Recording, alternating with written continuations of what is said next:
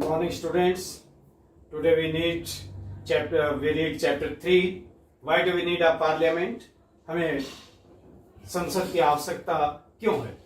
We in India pride ourselves on being a democracy. कहता हमें अपने ऊपर गर्व है कि भी हम एक लोकतांत्रिक जो देश है, जो कंट्री है, डेमोक्रेटिक जो कंट्री है, उसके में रहते हैं. Here we will try and understand the relation between the ideas of participation in decision making and the need for all democratic governments to have the consent of their citizens. इस chapter में हम पढ़ेंगे relation between the ideas, जो विचार हैं participation in decision making, जो निर्णय लेने के लिए, the need for all democratic governments, जिसमें सभी डेमोक्रेटिक जो गवर्नमेंट्स हैं, प्रजातांत्रिक जो सरकारें हैं, वो किस तरह से निर्णय लेती हैं और अपने जो सिटीजन हैं, अपने जो नागरिक हैं, उनकी भलाई के वो कार्य करते हैं. To have the consent of their citizens. It is these elements that together make us a democracy, and this is best expressed in the institution of the parliament. In this chapter, we will try to see how the parliament enables citizens of India to participate in decision making and control the government. इस chapter के में हम पढ़ेंगे साथ में कि भी जो भारत के नागरिक हैं कि उन्होंने पार्लियामेंट में किस तरह से उनको राइट्स या अधिकार दे रखे हैं कि भी जो डिसीजन सरकार लेती है किस तरह से वो उसमें पार्टिसिपेट करते हैं, डायरेक्ट इनडायरेक्ट रूप से, किस तरह से गवर्नमेंट को रोकने के लिए, ताकि कि गवर्नमेंट जो निर्णय कर रही है वो सही है या गलत. Why should people decide? India, as we know, became independent on 15 August 1947. आप सभी जानते हैं कि हमें आजादी कब मिली? 15 अगस्त 1947 को. Preceding this was a long and difficult struggle in which many sections of society participated. कि भी इस जो हमारा जो संघर्ष था उसमें तकरीबन समाज के सभी वर्ग ने उसमें हिस्सा लिया. People from various backgrounds joined the struggle and they were inspired by the ideas of freedom, equality and participation in decision making.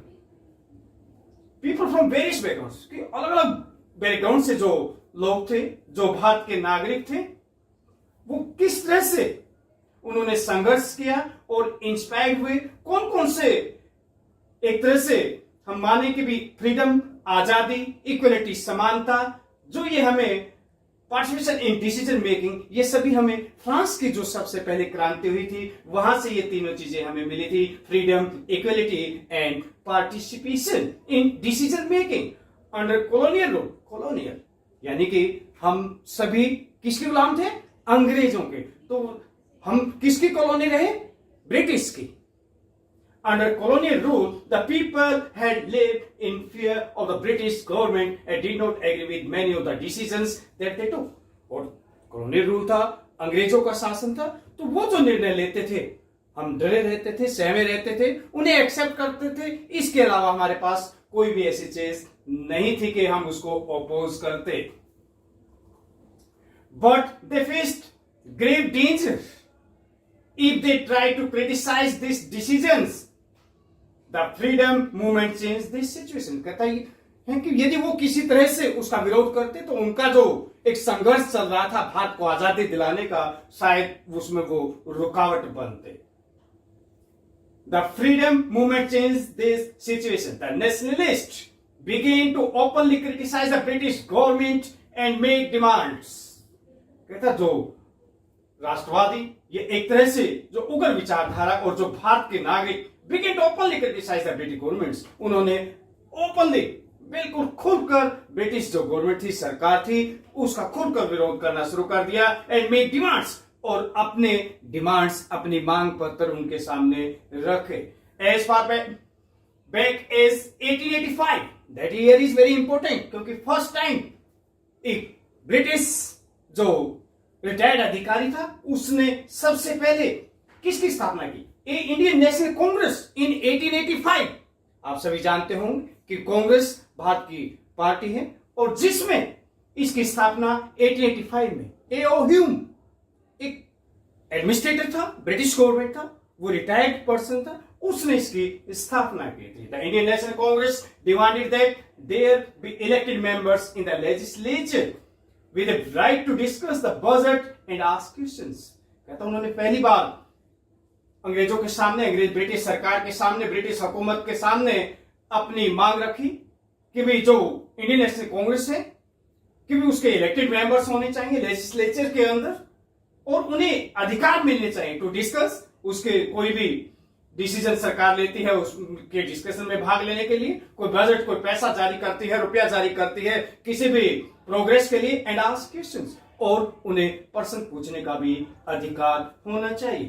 The government of India act 1909, और इस प्रकार से 1909 का जो भारत का एक्ट बना, allowed for some elected representations, उसमें अंग्रेजों ने कुछ भारतीयों को रिप्रेजेंट करने का राइट दे दिया, अधिकार दे दिया। While these early legislature under the British government were in response to the growing demands of the nationalist, कहता है कि इसके बाद जो legislatures under the British government, जो भी ब्रिटिश सरकार के सामने लेजिस्लेचर थे, were in response to the growing demands, तो धीरे धीरे उनके सामने भारतीयों की डिमांड्स, मांग और ज्यादा बढ़ने लगी। They did not allow for all adults to vote, nor could people participate in decision making. लेकिन अंग्रेज चाहते क्या थे, ब्रिटिश क्या चाहते थे, उनकी सोच थी कि भी भारत के सभी अडल्ट्स को राइट ना दिए जाएं और ना ही उन्हें खुलकर पार्टिसिपेट करने का निर्णय दिया जाए ताकि वो उनके ना रोक सकें।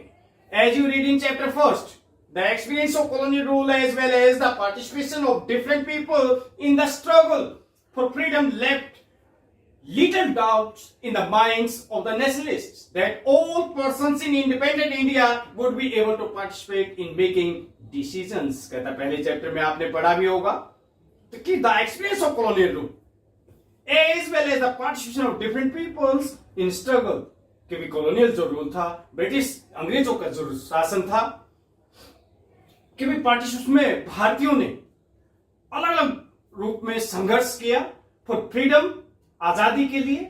लेट लिटिल डाउट इन, कहता उनके दिमाग में कुछ थोड़ा बहुत शक की सुई घूम रही थी ऑफ द नेशनलिस्ट, जो भारतीय विचारधारा के ऊपर काम कर रहे थे, that all persons independent India, कि भारत, आजाद भारत में जो भी सिटीजन, जो भी नागरिक भारत में रहते हैं, would be able to participate in making decision, कि भी उन सब को निर्णय लेने में शामिल किया जाए ताकि उनकी जो ग्रोथ पहले नहीं हुई या किसी तरह से पीछे रह गई समाज में, उनको पूरा पार्टिसिपेशन करने का राइट दिया जाए।